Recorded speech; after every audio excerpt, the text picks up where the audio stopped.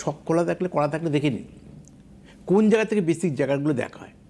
যে অর্থপ্রাপ্তি একাদশ, অর্থাৎ সোর্স অফ ইনকাম।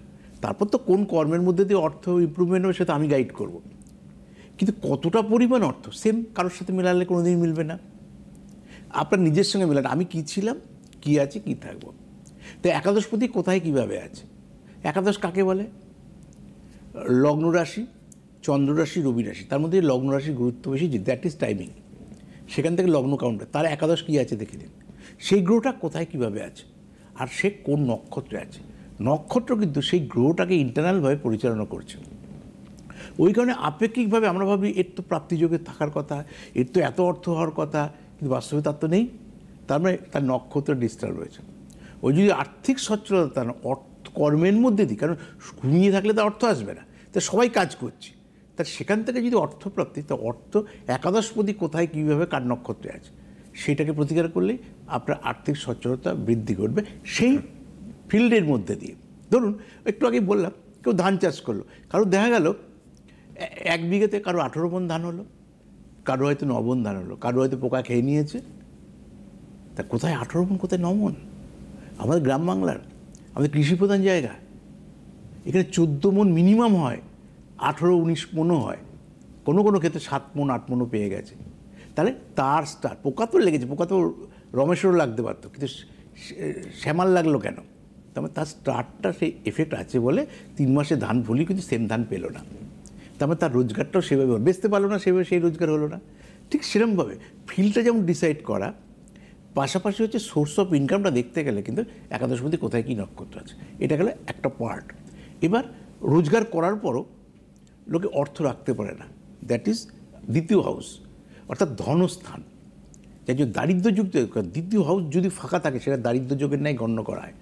আর রাহুযুক্ত বা নেগেটিভ কোনো গ্রহ যদি থাকে তাহলে সে জীবনেও টাকা পয়সা ধরে রাখতে পারবে না, দ্যাট ইজ দারিদ্র্যযোগ। দারিদ্র্যযোগ কিন্তু দারিদ্রতার সঙ্গে লড়া না, যেমন আমরা কষ্টের মধ্যে আছি, ঠিক আছে, আজকে অন্ধকার আছি, কালকে আলো আসতে পারে, কিন্তু দারিদ্র্যযোগ থাকা মানে অন্যদিকে অনেক ভালো ভালো যোগ তৈরি হয়, যে আপনার অনেক কিছু হবে, অবশেষে আপনার অনেক প্রচুর অর্থ দণ্ড যাবে বা নষ্ট হবে। দেখবেন না অনেকের বাবা মা প্রচুর টাকা রেখে গেছে, পরের জেনারেশন সব শেষ করে দিয়েছে। আমরা বলি দিয়েছে, কিন্তু পরিস্থিতি তার স্টারে ওই দারিদ্র্যযোগ ছিল। তবে হবে না এক জিনিস, আপনি কষ্টের মধ্যে আছেন, আপনি ভবিষ্যতে কিন্তু আপনার আউটপুটে আসতে পারে, কিন্তু বহু মানুষ বহু টাকা রোজগার করে দেখবেন তার অ্যাসেট রাখতে পারেনি, অ্যাসেট তৈরি করতে পারেনি, অ্যাসেট আছে মামলা মোকদ্দমায় জেরবার, সে লিকুইড, কারণ অ্যাসেট সম্পত্তি আর লিকুইড টাকা এক জিনিস না। তাহলে আপনি ধনস্থানকে দেখতে হবে কেন টাকাগুলো ড্রেন আউট হয়ে আছে। আর দারিদ্র্যযোগ থাকলে রোগ শোক দুঃখ দারিদ্রতা কিছু না কিছুভাবে আবার টাকা খরচ হওয়ার জন্য রাস্তা তৈরি হবে। বাস্তুদোষ থাকলেও অনেক সময় কিন্তু টাকা ধরে রাখতে পারবেন না। তা আপনার কী যোগ আছে আমি তো জানি না, কথা প্রসঙ্গে বলছি। পাশাপাশি আমাদেরকে খেয়াল রাখতে হবে আর একটা হচ্ছে অষ্টম স্থান জীবনে বিরাট গুরুত্ব।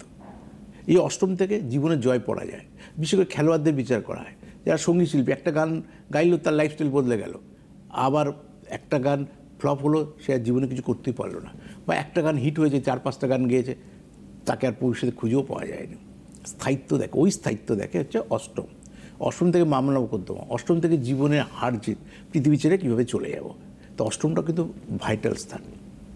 লগ্ন কার ইমপ্রুভমেন্ট? আমার ইমপ্রুভমেন্ট। তাহলে আমার লগ্ন মানে দেহ গৃহ বাড়ি পরিবেশ। লগ্ন যদি এফেক্টেড থাকে তার জন্মস্থানের বাইরে তখন কর্মের জন্য যেতে বলি, কেন বলতে হেলথটা তো নিয়ে যেতে হবে আপনাকে, তার জন্য ডাক্তার দেখাবেন, কিন্তু ওই পরিবেশে থেকে আপনি কোনোদিন প্রফেশনাল আউটপুট পাবেন না। দেখা গেল আপনার যেখানে জন্ম না আপনার কলকাতায় জন্ম না, পৃথিবীর তো সব লোকের তো কলকাতায় জন্ম না, আপনার যেখানে জন্ম সেই প্লেসটাকে চেঞ্জ করতে হবে যদি লগ্ন খারাপ থাকে। লগ্নের প্রতিকারটা দিয়ে এবার আইডিয়াল প্লেস যে গ্রহটা ভালো, যে আমি কর্ম করতে যাচ্ছি তা কর্মকারক গ্রহ কী, সেই গ্রহের প্লেসে পাঠানো না। সোর্স অফ ইনকাম আমার রয়েছে বাইরে থেকে, তারপরে একাদশপতির থেকে সঙ্গে দ্বাদশপতির কোনো সম্পর্ক রয়েছে, তাহলে দ্বাদশপতিকে প্রতিকার করি যে বাইরে থেকে সেই সোর্স অফ ইনকামটা যাতে হয়, যাতে আমার আর্থিক সচ্ছলতা বৃদ্ধি ঘটে। এটা প্রত্যেকটা বিচার সূক্ষ্ম থেকে সূক্ষ্মতর দেখতে হবে। ওই জন্য